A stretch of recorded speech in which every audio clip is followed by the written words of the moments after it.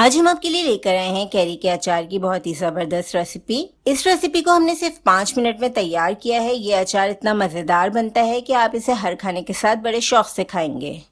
तो आइए वीडियो को पूरा देखते हैं।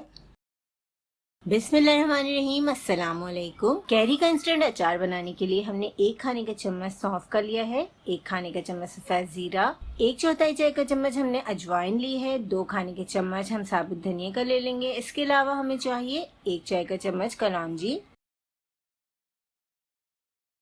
अब इन तमाम मसालों को हम ग्राइंडर में पीस लेंगे। बहुत ज़्यादा बारीक नहीं पीसना, बल्कि थोड़ा सा दरदरा रखना है इन तमाम मसालों को। मसाला हमने पीस लिया है।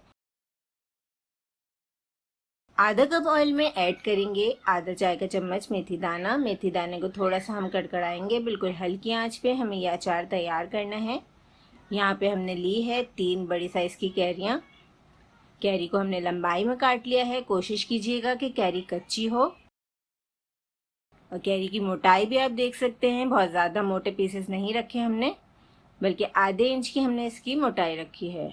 अब ऑयल में हम कैरी को फ्राई करेंगे। मसाले ऐड कर देंगे। लाल मिर्चों का पाउडर 1 चाय का चम्मच, 1 चाय का चम्मच नमक और आधा चाय का चम्मच हम इसमें कलौंजी ऐड कर देंगे। आधा चाय का चम्मच हल्दी पाउडर ऐड करेंगे। अब तमाम चीज़ों को हम मिक्स करके 2 मिनट हल्की आंच पे पकाएंगे। मसाले जलने नहीं चाहिए, इस बात का आपको ख़ास ख्याल रखना है। अब जो मसाले हमने पीस के रखे थे वो भी इसमें शामिल कर देंगे।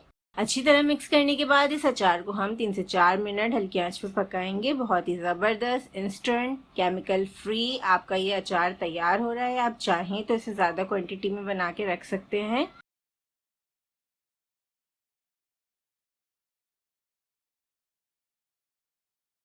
ये देखिए कितना मज़ेदार अचार आपका तैयार है। इस अचार को ज़रूर बनाइएगा और हमें बताइएगा कि आपको अचार की रेसिपी कैसी लगी। अल्लाह हाफिज़।